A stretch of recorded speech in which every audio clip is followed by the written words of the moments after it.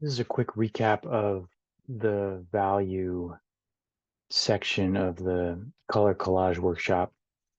And just to go over what we did is we kind of have started to separate the three main terms about color: intensity, which is either sometimes talked about as brilliance or purity or brightness, maybe richness. And then the second term being value, which is simply the light and dark of a color.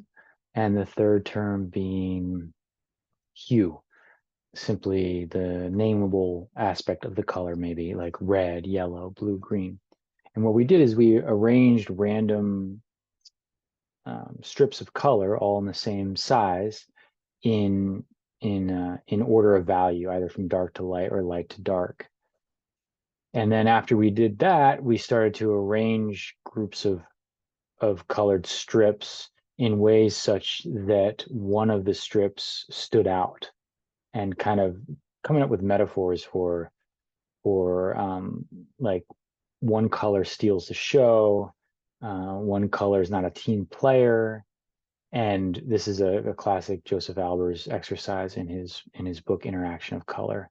And then finally you can expand on the exercise and have a series of colors where everything's kind of um, helping each other to the point that there isn't one color that jumps out. And we start to learn that simply by rearranging these colors can change the terms of this set of characters, if you want to kind of follow through with personifying these abstract um, color strips.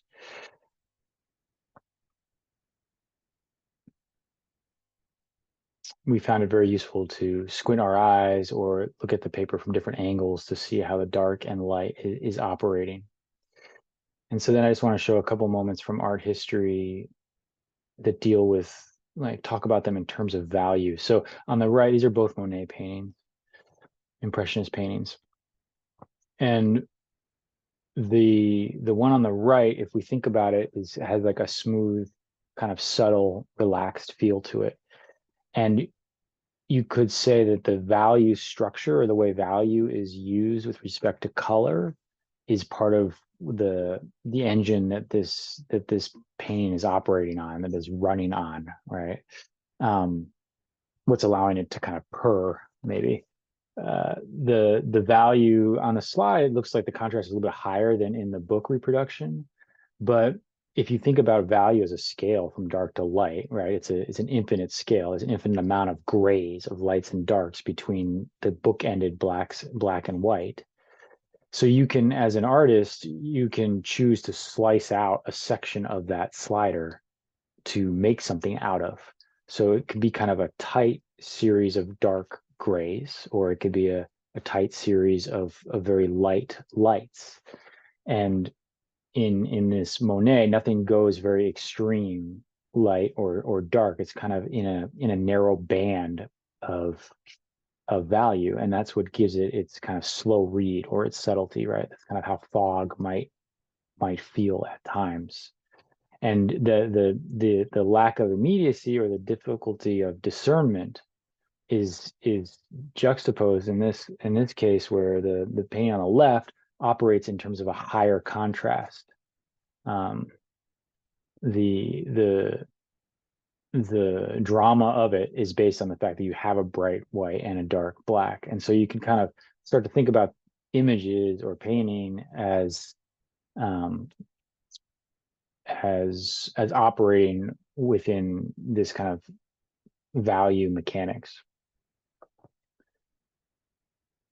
This is a Winslow Homer watercolor, and I had something happen today when I was looking at this painting. It's not as apparent in this slide, but in the reproduction in the book, the front of this landscape has a light blue, and the back blue, just to give this painting like a close read in terms of value and color and these color terms, the back blue is more saturated. It's similar in value, a little bit darker, and that might just be because of optically mixing, right? So there's two kinds of mixing of color. You can mix color with paint, or where you actually mix red and blue together to make another color, or two colors next to each other might optically mix. And so the quantity and positioning on the picture plane, on the rectangle, can affect the optical mixing, which is a lot of what the Joseph Albers book is kind of about, is this mercurial nature of color to shift based on quantity and placement. And so the what I loved about this painting when I was looking at the reproduction that really hit home is as I looked deep in space, I was seeing a deeper saturation, which is kind of counter to maybe my usual experience where saturation might pale or dissipate with distance. And so here I had this experience of traveling through this image, of reading this image into the distance and getting kind of soaked in a deeper saturated way as I traveled far away from the front of the picture plane. And so I just wanted to kind of lay that experience out because I think it's relevant. And then finally, just to show someone's in-process work in the class, on the left is one of the class students from last class and who's also taking the class this semester. And she's making her own paper. And I was looking at this Wyeth book and thinking about pattern and storytelling. And I just wanted to kind of juxtapose those images together and just kind of give them a moment together, where some of the Wyeth paintings, the representation feels much quicker, that the grass is being, I guess the indexicality of it is being pointed to kind of more directly. Whereas in this kind of image, the abstraction of it, the kind of patterning of it hits at the same time or closer to the way that it points to being something other than a pattern, right? And I felt like the landscape or the context of the figure in the student's work on the left kind of operated in a similar way, where you were kind of hit with the tactile textural quality maybe before you were able to recognize its referent. And that's an interesting pace, especially when the figure is kind of locked in the center of that or situated within that kind of paradigm.